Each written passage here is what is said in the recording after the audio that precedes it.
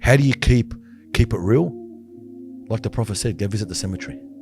Go visit these people that all had something to do the next day, all had duties to fulfill, goals to kick. They never got to do them. Go visit them. Go and ponder there, because the cemetery is one place. I tell everybody, there's no boasting. Everybody's there for one reason, for the end.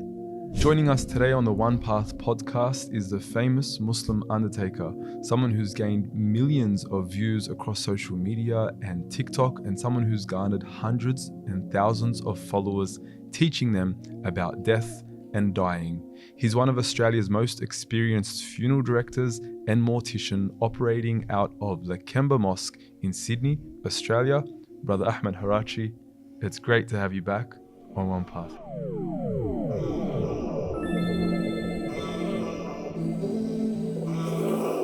If you want to grow your money but are not sure how or where to start, or are just petrified of the amount of interest and haram surrounding investments, download this, the Halal Money app. A neat and easy to use app that makes investing your money into halal certified investment funds super easy.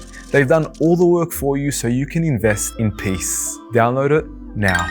Let's get back to the podcast. How are you feeling? Alhamdulillah Rabbil Alameen. Subhanallah. Come on, when I see you, I remember watching you on that table. Yeah, what a scary day that was. What a frightening day that was. But Ahmed, it's, I have to say, subhanAllah, you are pretty much a Zahid in the sense that whenever we see you, always in uniform. It's always like your job never stops. You're always on the phone, always, just even before this podcast is even recording.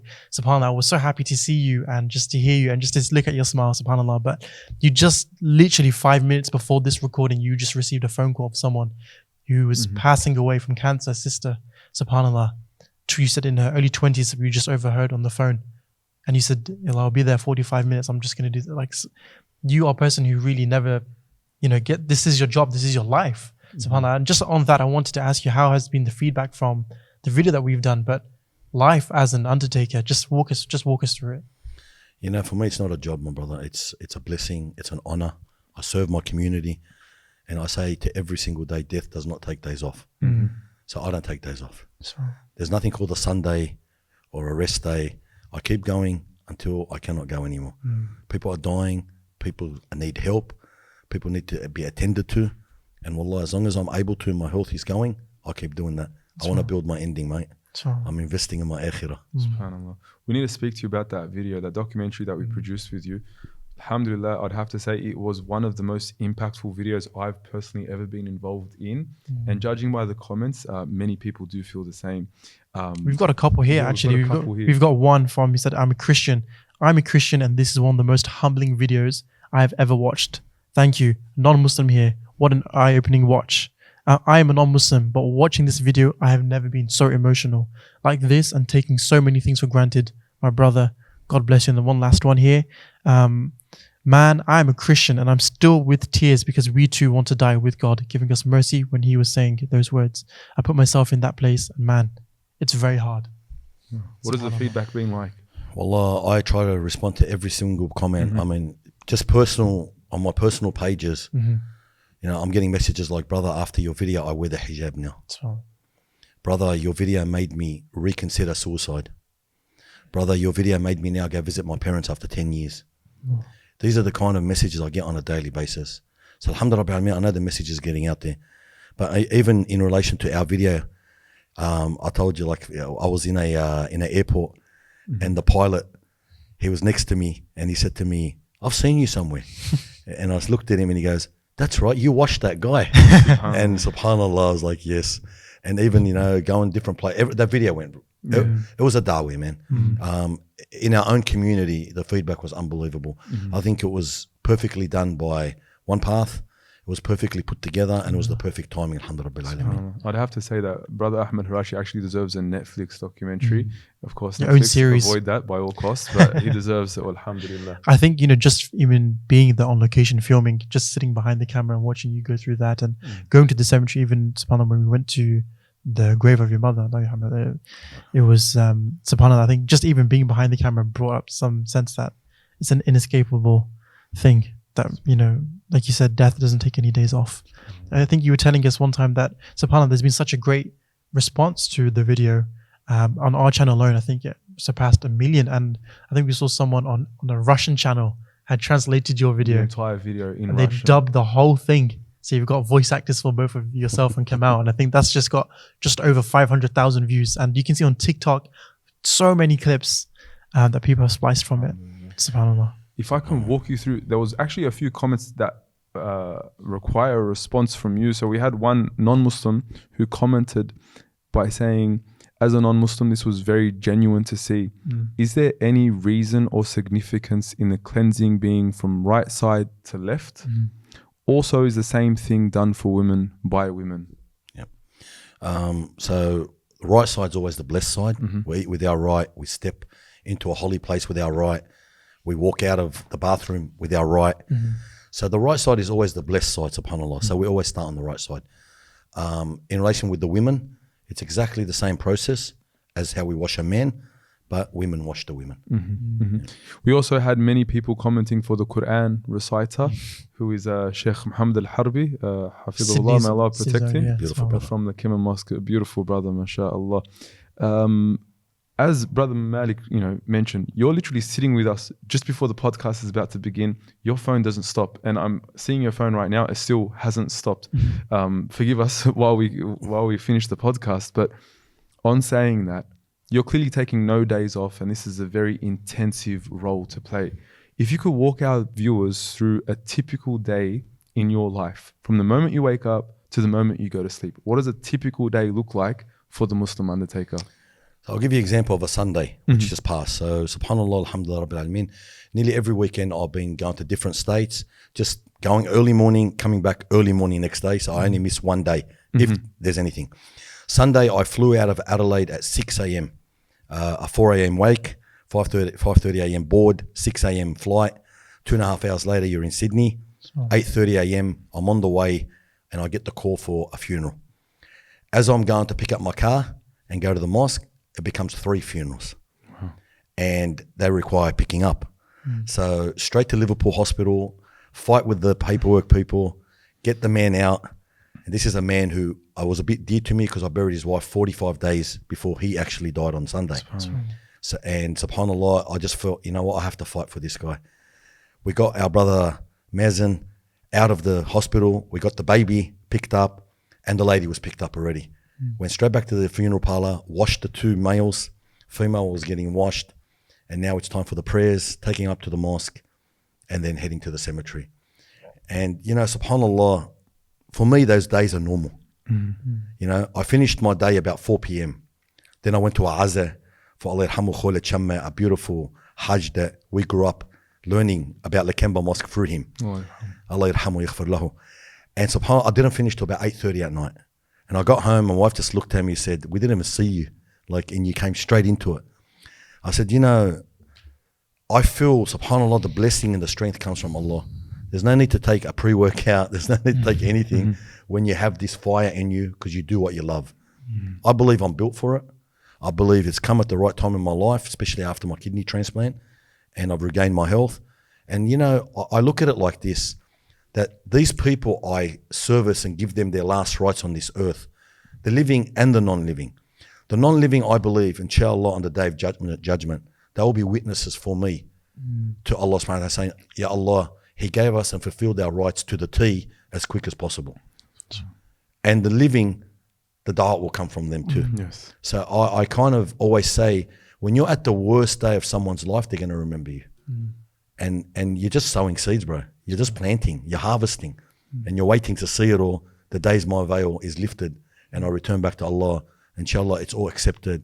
And all the people that are, moving along with this journey are feeling it too, and their deeds are accepted too, inshallah. You're literally living, this experience. You're seeing this experience, something that we usually keep at the back of our minds. It's front and center to you every single day. That is death. You just mentioned something pretty powerful. You said that there was a wife that died.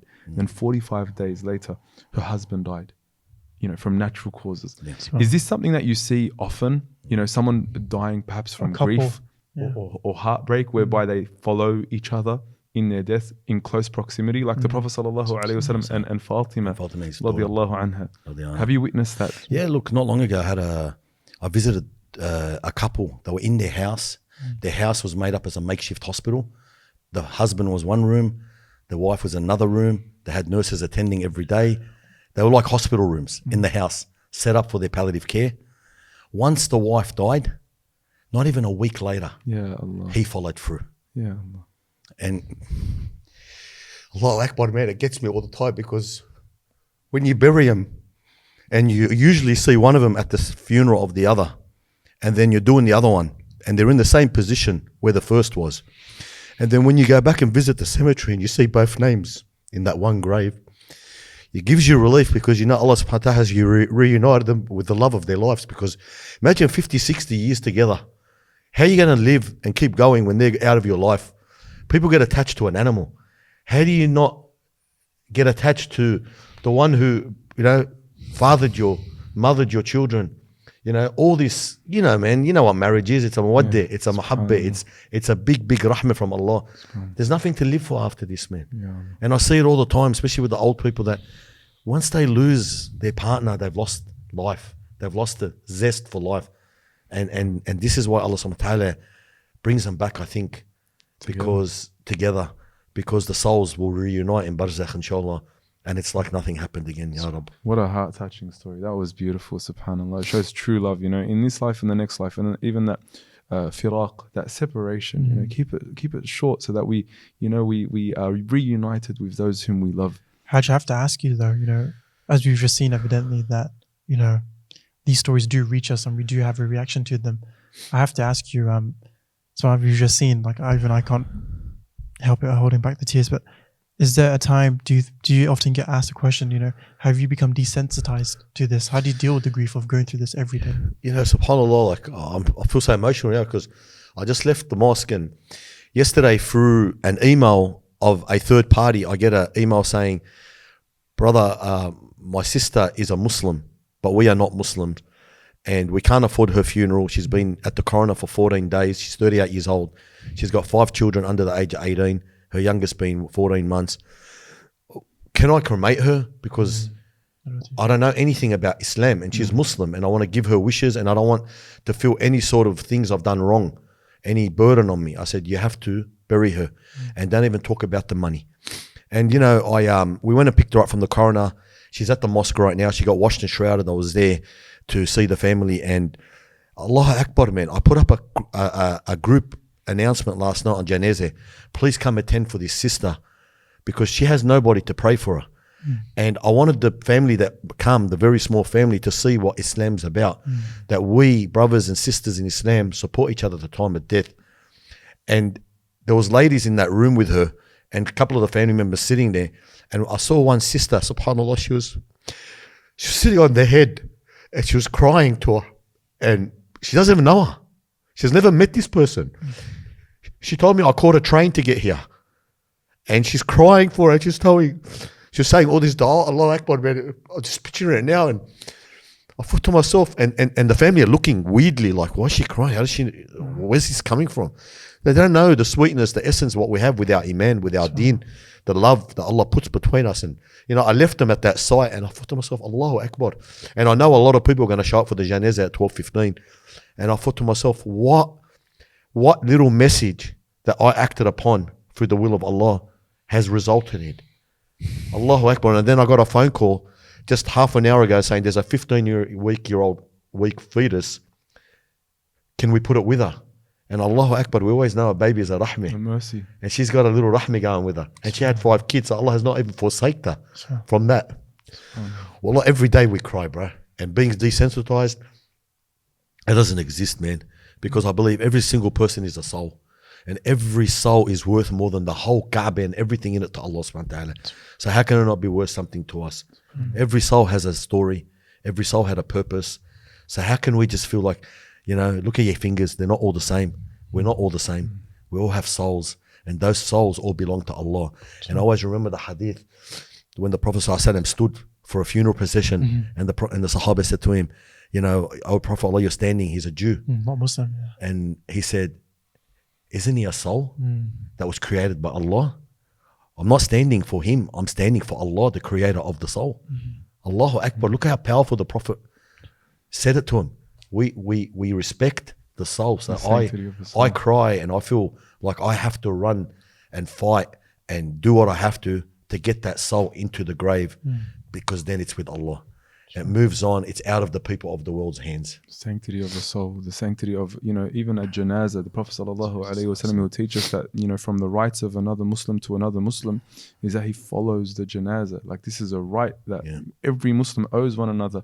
And when you see, all these beautiful sisters coming to attend a sister they had no idea who she was, it shows the beauty of our deen. It shows the beauty of, this bond that we share with one another. Hajj Ahmed, I wanted to draw your attention to something which has happened in our community. In the past week, I've witnessed like 3 big prominent families lose their father figure, lose a father. 3 big prominent families within the space of a week all lose a father. Yeah. Now, I can imagine, the father is the rock of the family. The father is the backbone of a family.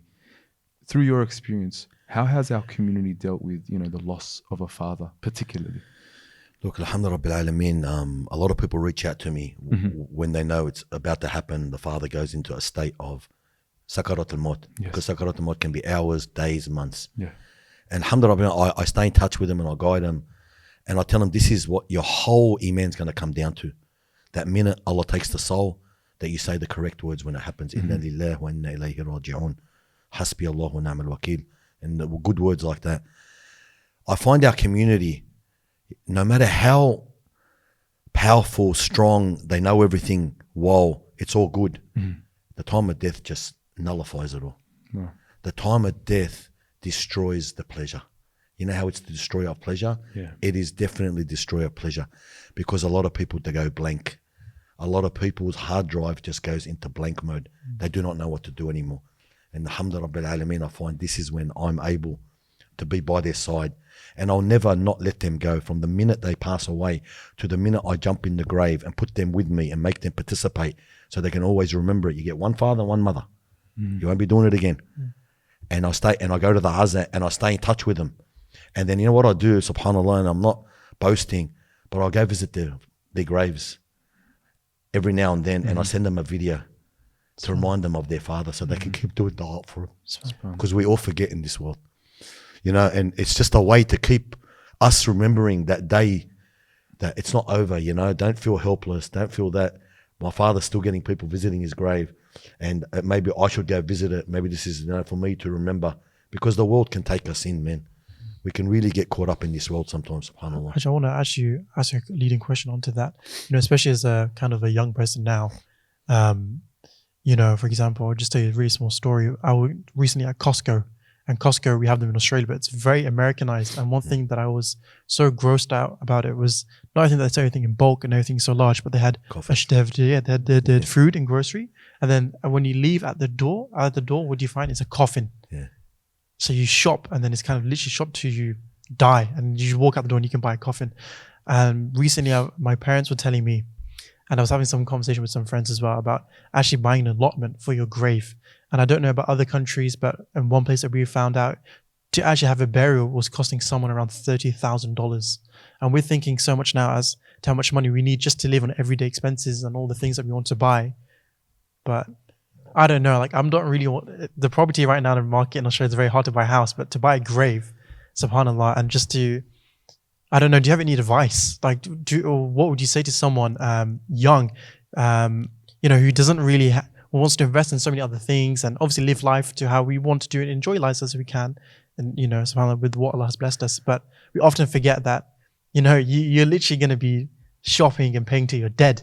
So how do we have that thought of death, as Kamal was saying, at the front of our minds, and knowing that we're going to end up there, and all these things on the side are not really going to accumulate to anything, because at the end it's just going to be, inshallah, something that's blessed with light, but a ditch under the soil. We don't know where we're standing now. This could have been a grave 500 years ago.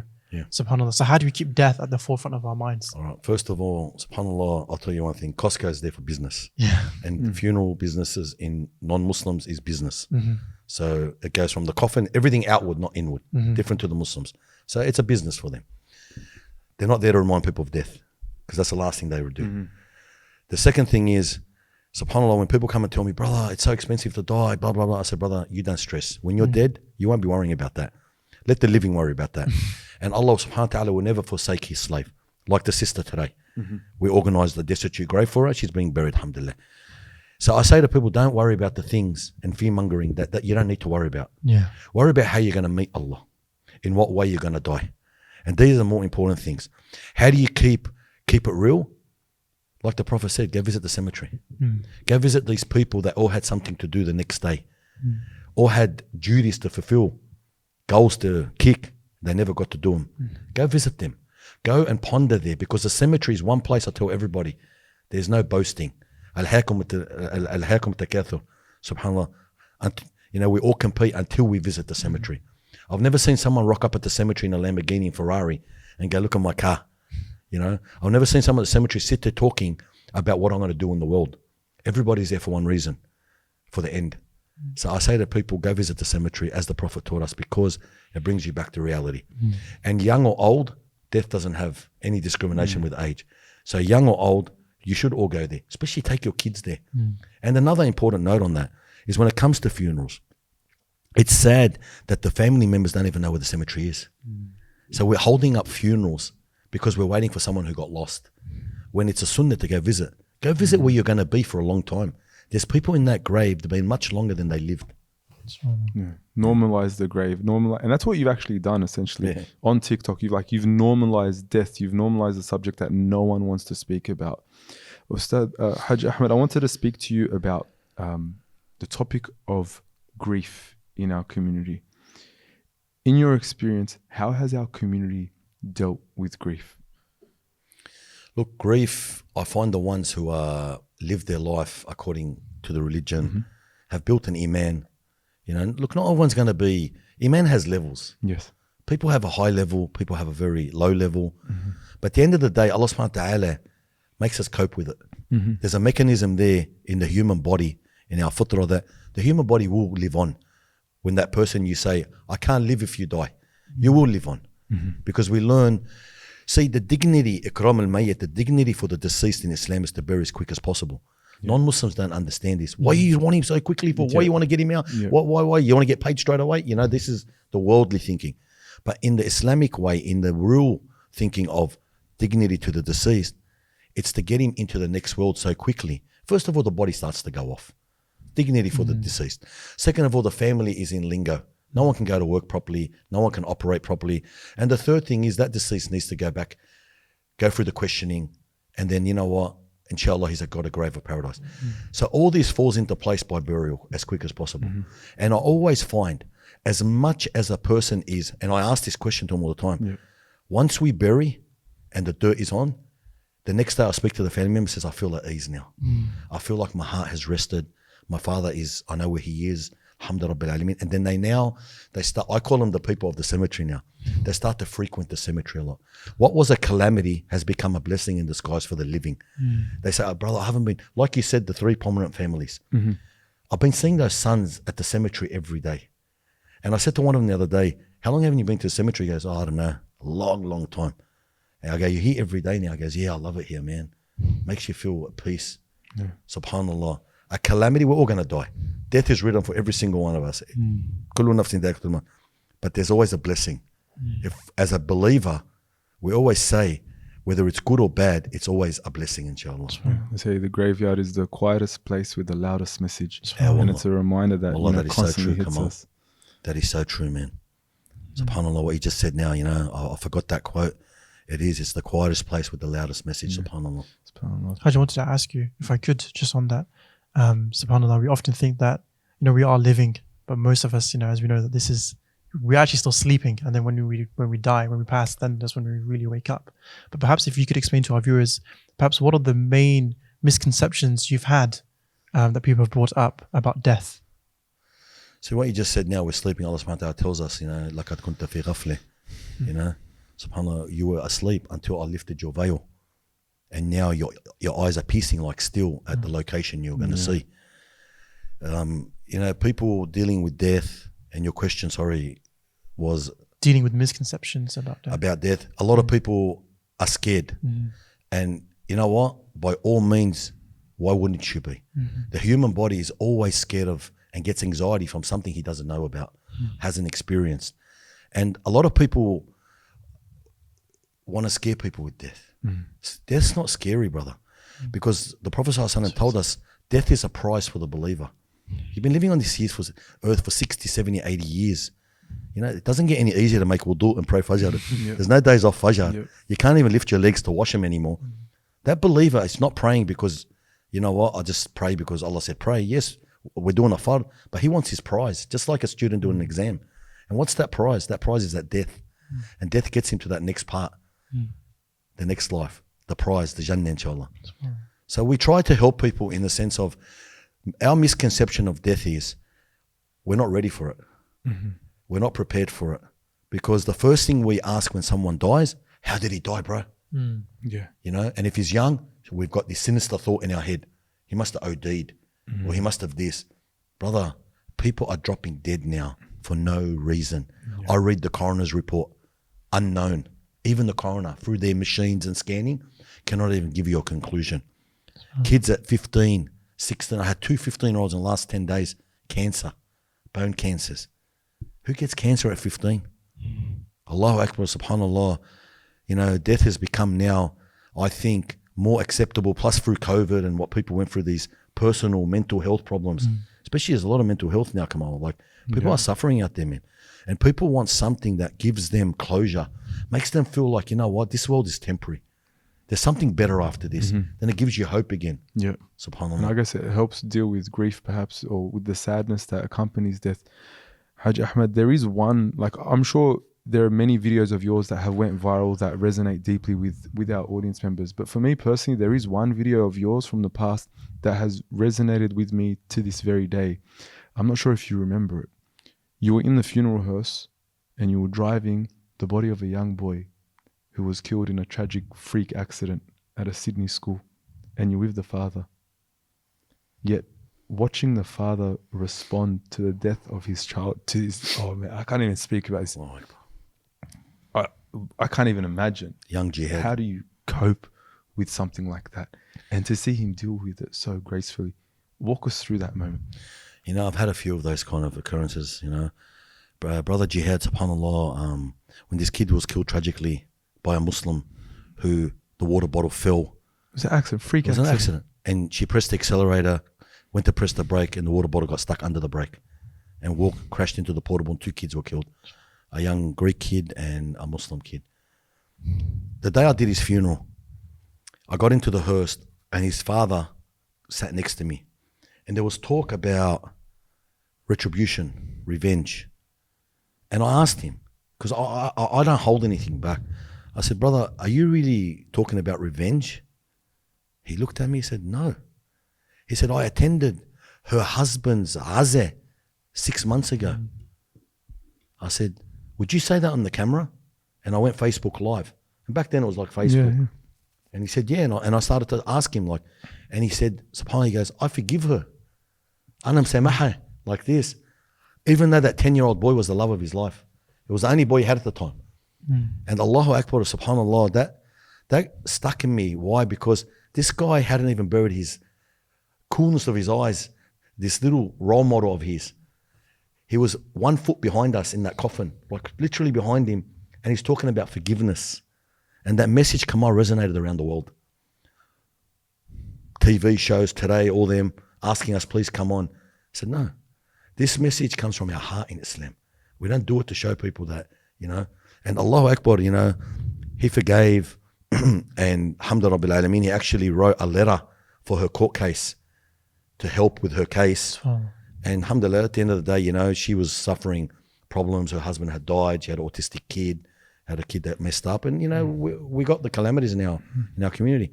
But that was one message that went viral around the world. And I see that a lot, man. I had a father the other day, lost 3 daughters, all from the same disease, a 13-year-old, 11-year-old, and a 10-year-old. They get to those ages and they die. When he stood there, his eyes teared and he said to me, Ahmed, I'm so happy. I'm so happy they've gone back to Allah. I'm so happy that they're with the most merciful now. They're back with Sayyidina Ibrahim. They're with all these other kids that are dying. And that made me feel happy. Because if the father is talking like this, then he accepts it. He goes, Akhi Ahmed, Allah gave me these kids. Allah owns them. Allah took them back. Alhamdulillah. These are the words that are unbelievable when you hear at a time of a funeral.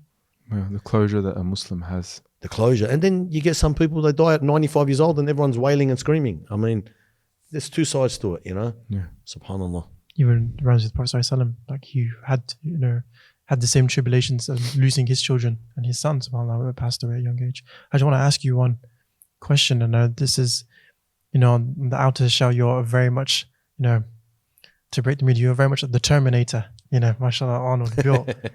But you're very, very much a man with a soft core, subhanAllah. But I want to ask you a bit of a deep question here. How are you personally dealing, given your profession as a person who buries people? How are you dealing with all the loss that we're seeing right now in Gaza? With all the kids who have unmarked graves, with the parents who, subhanAllah, as we've just seen, just even a couple of days ago, school was hit, 100 people dead. Those praying Fajr, and they said not one body we picked up was intact. Not one body had all its limbs together. How do you deal with seeing that on the screen as a person who buries people? Allahu Akbar, man. SubhanAllah, our brothers and sisters in Gaza have been chosen and favored by Allah to go through this. They've been trained for it. And SubhanAllah, they are all, inshallah, the inhabitants of Jannah. Yeah. And when I see all this, I hurt, I cry. And all I can say is, Ya Allah, make it easy for them, because the plan of Allah is greater than the plan of ours. And I think to myself, if we do 1 or 2 funerals and people don't know what to do here, what are they doing? They're doing 30 and 40 funerals at the same time. But one thing gives me a lot of comfort, and I use this for every single child that dies under the age of puberty. I tell the family, your child is with Sayyidina Ibrahim now, with all the kids that have died in Gaza. I use that all the time.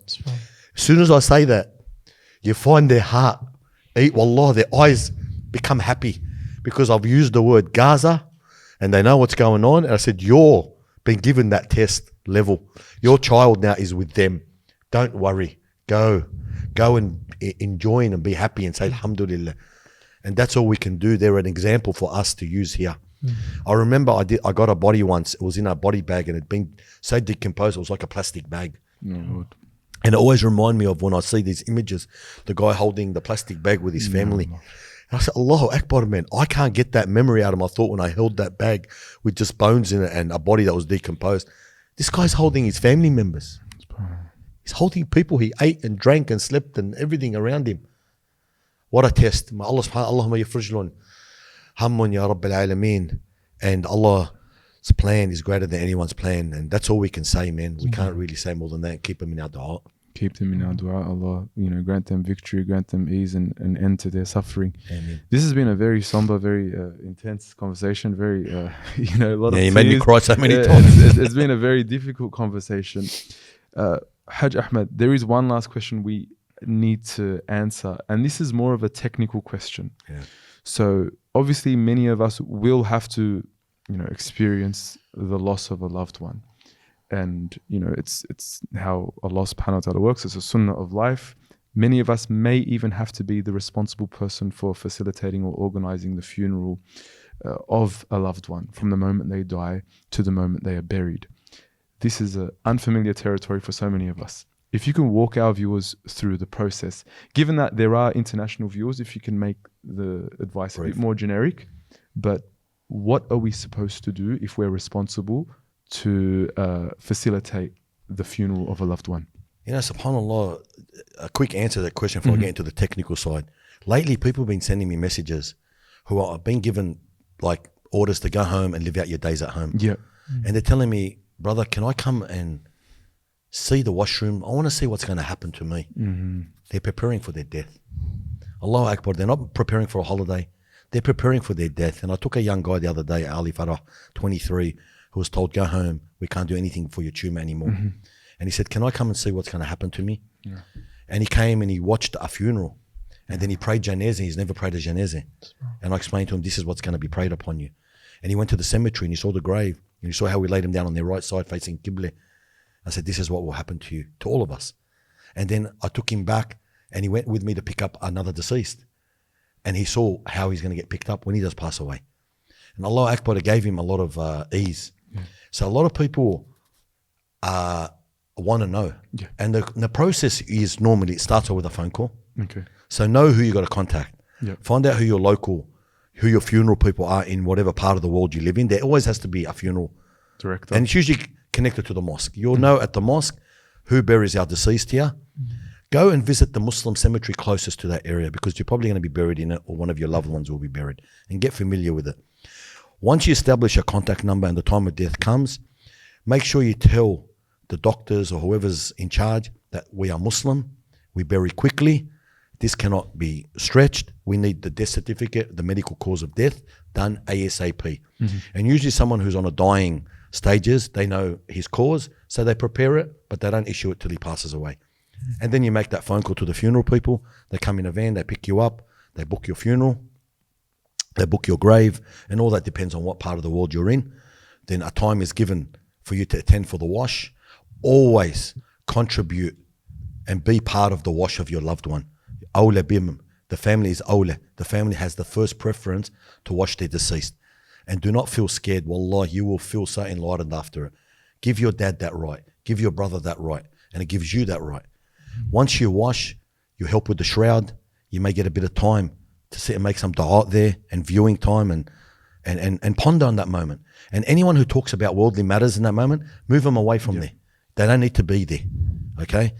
And then he's taken for his prayers, whether it's at the cemetery or in the mosque.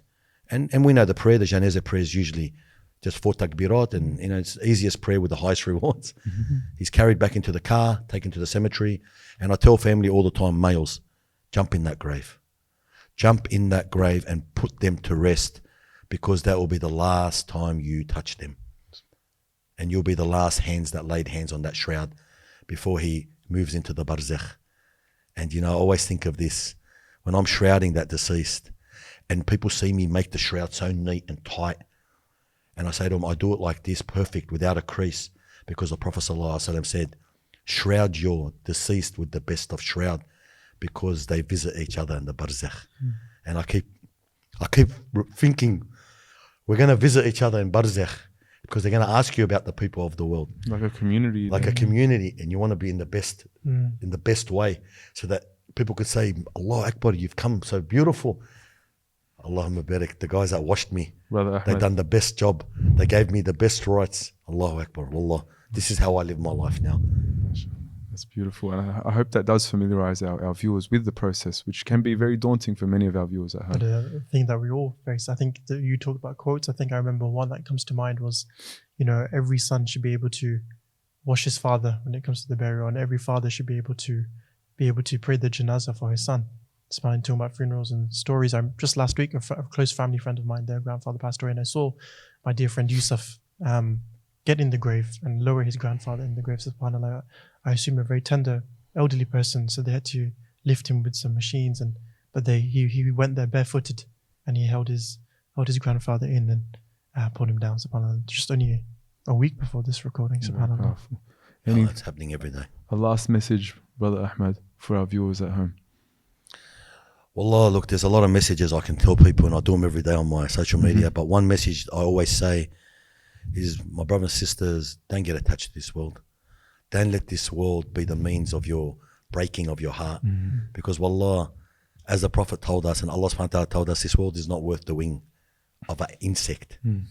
So do not get attached to it. Everything in this world is temporary.